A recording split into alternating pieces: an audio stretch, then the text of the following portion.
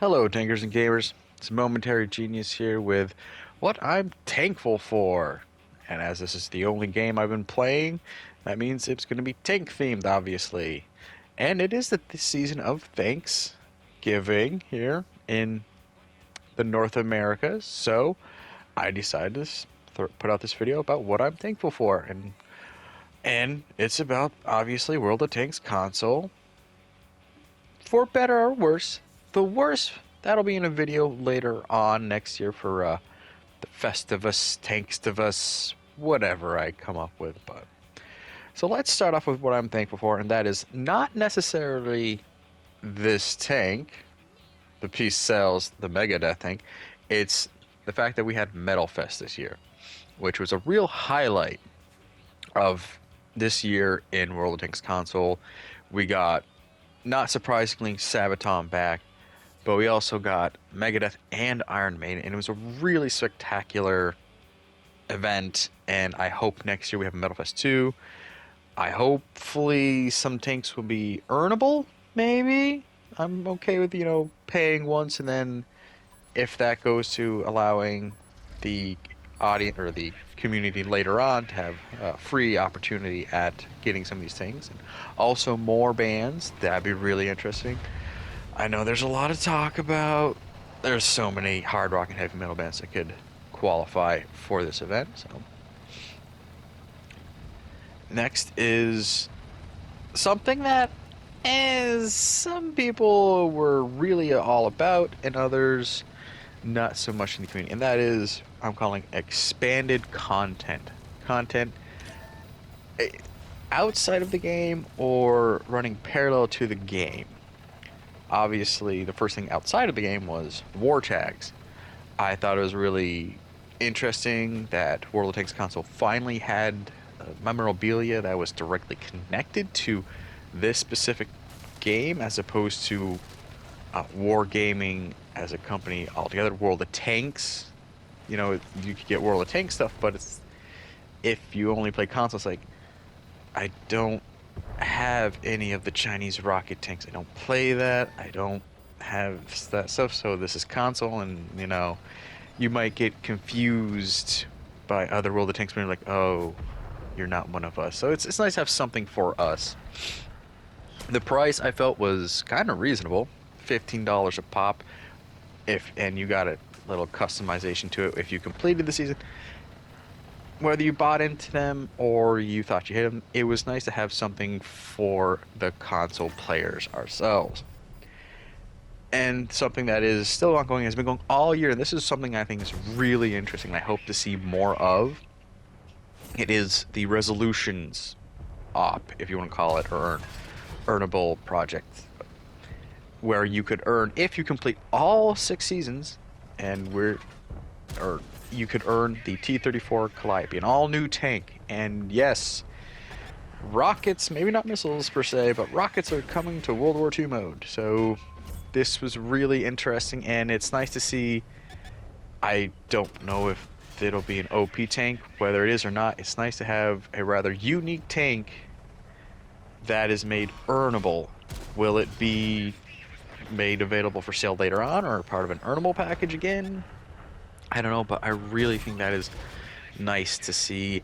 I know a lot of us complain that you had to go to a separate website, log into that, and deal with that malarkey, as opposed to having something in-game, going right to a side menu and having access to there. But it was nice to have something sort of to do and look at outside of the game, and I hope to see more of that.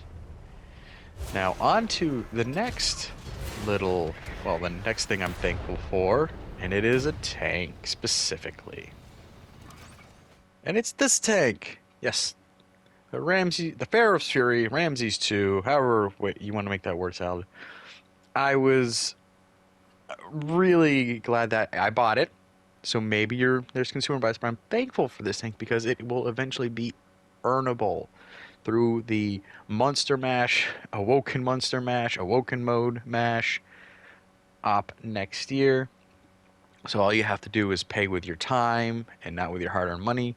And I read something because for me, it fits great with my play style. I am a huge fan of the Eastern Alliance tanks, and it has the mobility of the Leopards. It has the gun handling of, well, unfortunately, the Eastern Alliance tanks, but you have that 105 millimeter boom snout is, unfortunately, because of how the penetration values are being treated in Cold War more. The 105s, they're just the best guns. You either have slightly less penetration than the bigger boom snouts, or more penetration, which that's really important because your alpha, it doesn't matter if you don't pen. So high roll, low roll. I have gotten over 800 damage with a high roll in this tank, and it's like, oh, okay. And because it's based on, although there is some controversy with this thing, because technically this was an upgrade package for the Egyptian T-55 tanks in the early 2000s. So it's one of those things. Yeah, it's a tank from the 1980s, but it was upgraded to be a modern contemporary, or just slightly improved for the 2000s. It's one of those things like Wargaming here, the console division created a gray zone because we also have a Chinese tank coming in that is an Air 2 when it was developed in the late 80s, so it's not actually part of the escalation, it's part of the detente, but I don't know. I don't make those rules. But like I said, back to being thankful or tankful. The fact that this is also a solid performer, if you can get past the lack of gun depression, please get past that. You have frontal armor that works.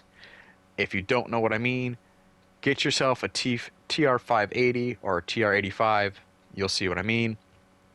You have a competent boom snout, and as you get better, as you improve your commander skills, this will become a really solid tank that it's just fun to play. It earns silver really well. And again, at some point, if you really want it and you play Cold War a bunch, it's gonna be a free premium tank. Just pay with your time, and that is what is wonderful about it. Now, I think I'm gonna I try to keep this all to threes to keep myself focused and keep the video from running long. But we should have an honorable mention, and that is the custom garage feature. Yes, it is about microtransactions. So yes, it is about making money, but the fact that for so long this game has been about buying another premium tank, buying another premium tank. This year alone has seen a flood of premium tanks and two tech tree tank lines. If my memory's somewhat decent, we had the French medium tank line, or MBT tank line, I should say, brought in the Cold War mode, and we had the Italian tank destroyers brought in the World War II. Comment below if you know of any other tech tree tank lines. But aside from that, yeah, selling the tanks like mad, to the point where the matchmakers are just nothing but premiums. Some of those premiums are definitely OP. Even in the World War II mode, I do fear the ABRE, the Tehran, and their version of the NM116. It's just, if anyone remembers that, it is.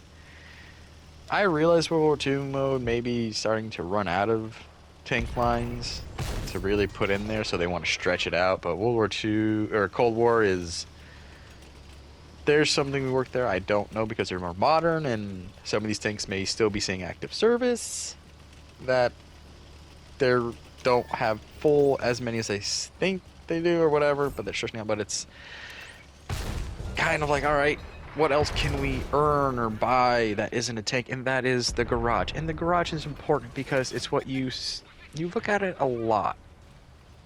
And as some of us share our content, whether we got a new tank or we marked a tank, whether it's on Discord, X, formerly Twitter, Facebook, or we're content creators in a somewhat want to be professional fashion or professional fashion and put videos on YouTube and we stream on Twitch. It's nice to have that kind of customization finally because so many games have something like that and it's nice and they're bigger than World of Tanks console and it's nice to have something that makes this game feel just a little bit bigger and there's more involvement with it. So I think it's definitely worth an honorable mention. I do like it, and yes, a good chunk of it will be you have to pay for it, but in other respects, you will have earn-ups, and I think the one little misstep uh, console did here was they should have, once they announced it, had more earn-ups